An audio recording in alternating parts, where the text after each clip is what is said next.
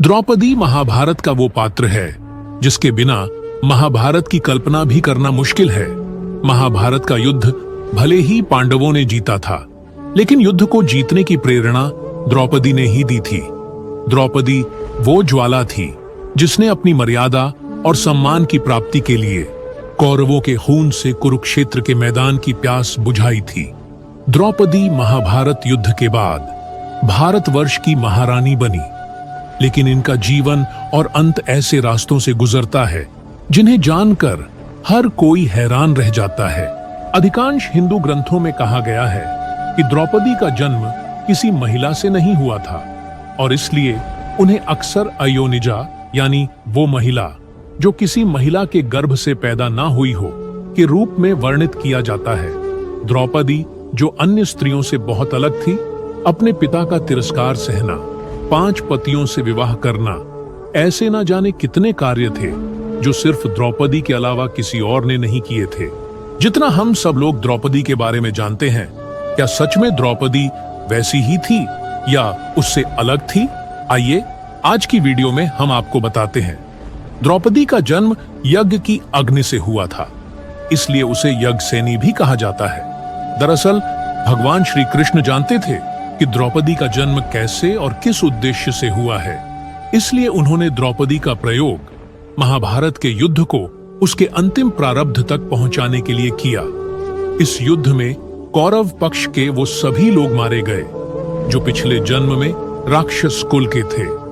इन सभी राक्षसों का पुनर्जन्म द्वापर युग की समाप्ति की ओर जा रहे समय में हुआ था।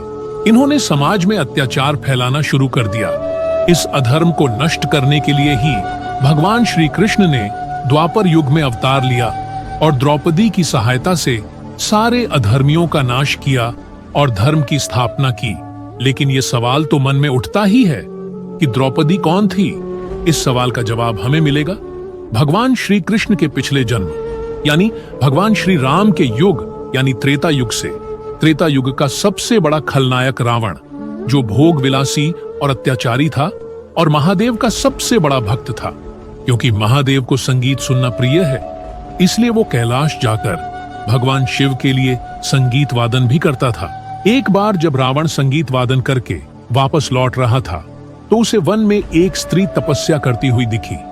रावण उस स्त्री को देखकर उस पर मोहित हो गया और उसके पास जाकर उससे साथ चलने के लिए आग्रह करने लगा, लेकिन उस स्त्री ने उसके आग्रह को ठुकरा दिया और रावण से कहा कि वो उसकी तपस्या में बाधा ना डाले।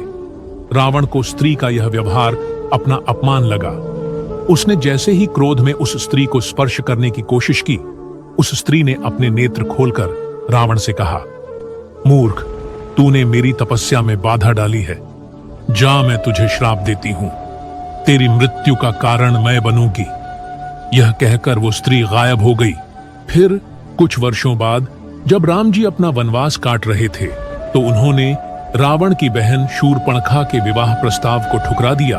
तो शूर्पणखा ने लक्ष्मण के सामने अपना विवाह प्रस्ताव रखा, लेकिन उन्होंने भी जब उसका विवाह प्रस्ताव ठुकरा दिया तो शूर्पणखा ने माता सीता को हानि पहुंचाने की कोशिश की, जिसके फलस्वरूप लक्ष्मण जी ने उसकी नाक काट दी। शूर्पणखा ने सारी बात जब रावण को बताई तो रावण ने माता सीता का अपहरण करने की योजना बनाई। रावण साधु के वेश में उनकी कुटिया के निकट पहुंचा। उसने जब माता सीता को आवाज लगाई, उस समय माता सीता अपनी कुटिया के अंदर बैठी थी।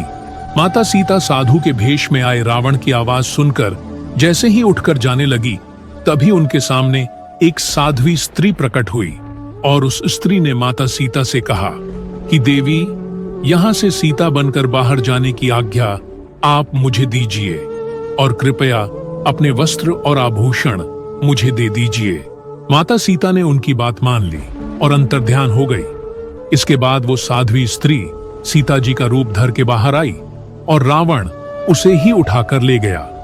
बाद में जब राम जी ने रावण का वध कर दिया और सीता जी से भेंट की तो राम जी को उनका सारा सत्य पता चला।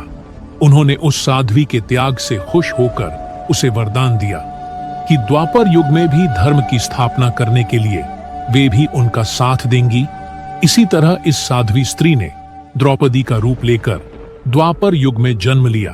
तो इस तरह हमें पता चलता है कि द्रौपदी कौन थी और किस तरह उन्होंने धर्म की स्थापना करने में भगवान राम और भगवान कृष्ण की सहायता की थी।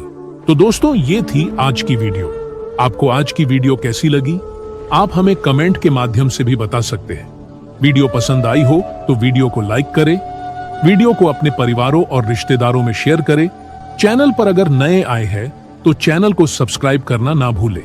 धन्यवाद।